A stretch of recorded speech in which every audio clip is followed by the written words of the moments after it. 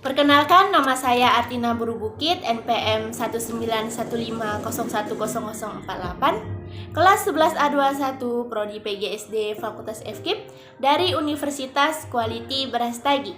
Nah, di sini saya akan melakukan micro teaching kelas 4 SD tema 5 mengenai pahlawanku.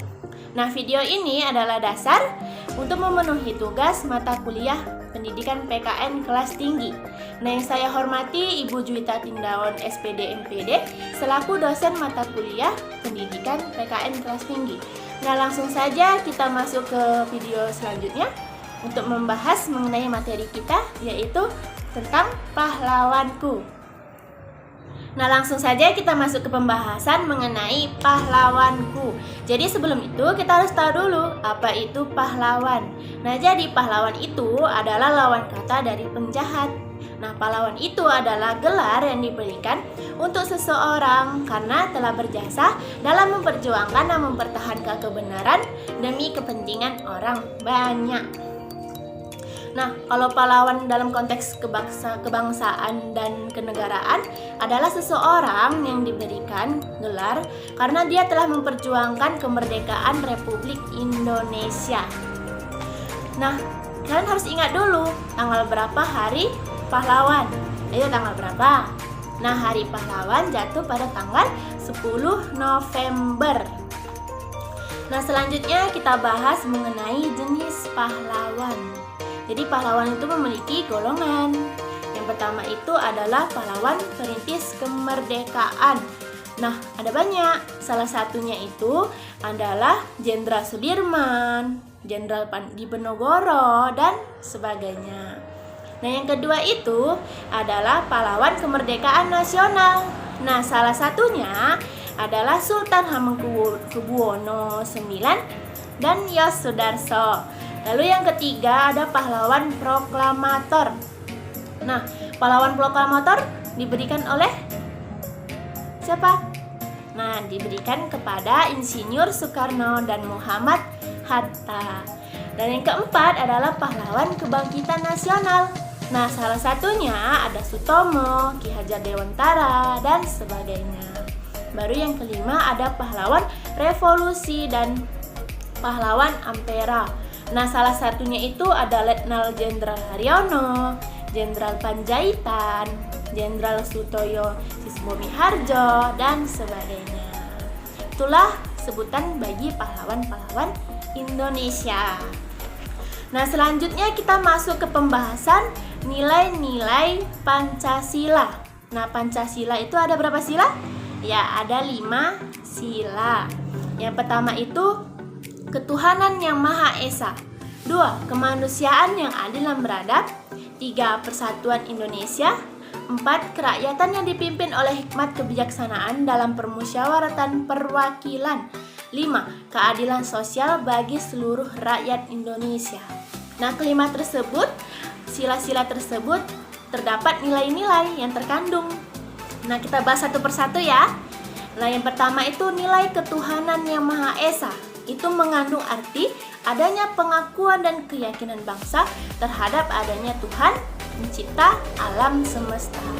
Nah, sikap dan perilaku apa yang sesuai dengan Pancasila sila yang pertama? Nah, percaya dan takwa terhadap Tuhan yang Maha Esa pastinya kan? Nah, yang kedua itu nilai kemanusiaan yang adil dan beradab. Itu mengandung arti kesadaran sikap dan perilaku sesuai dengan nilai-nilai moral. Nah, jadi sikap apa yang sesuai dengan sila kedua? Nah, yaitu mengakui persamaan derajat, harkat, dan martabat setiap manusia. Lalu yang ketiga, nilai persatuan Indonesia.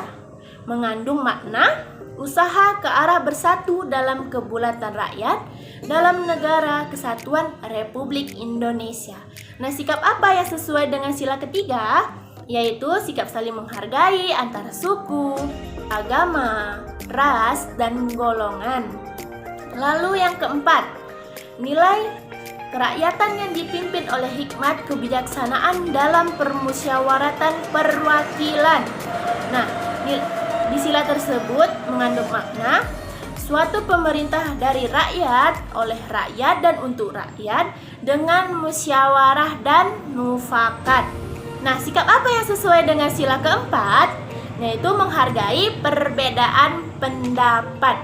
Lalu yang terakhir, sila kelima, keadilan sosial bagi seluruh rakyat Indonesia. Nah, maknanya sebagai dasar dan tujuan tercapai masyarakat Indonesia yang adil dan makmur. Nah, sikap apa yang sesuai dengan nilai Pancasila yang kelima? Yaitu bersikap adil terhadap sesama manusia. Ya, selanjutnya materi kita mengenai makna persatuan dan kesatuan. Nah, semangat persatuan dan kesatuan dalam bernegara merupakan pengikat suatu negara untuk dapat berdiri tegak selama-lamanya.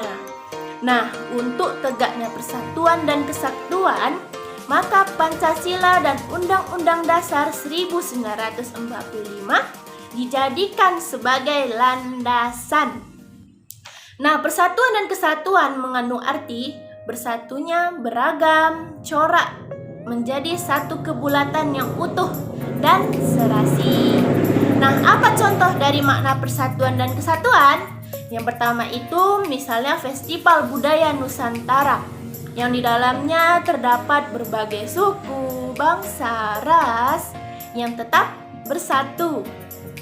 Yang kedua adalah gotong royong, yaitu saling membantu sesama manusia.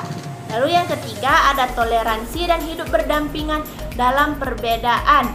Jadi walaupun kita berbagai suku, agama, ras, kita harus tetap bersatu menjadi rakyat Indonesia yang kuat. Nah, itu adalah contoh dari makna persatuan dan kesatuan bangsa Indonesia. Nah, sampai di sini materi kita. Semoga pelajaran hari ini bermanfaat untuk kita semua. Saya akhiri, selamat pagi.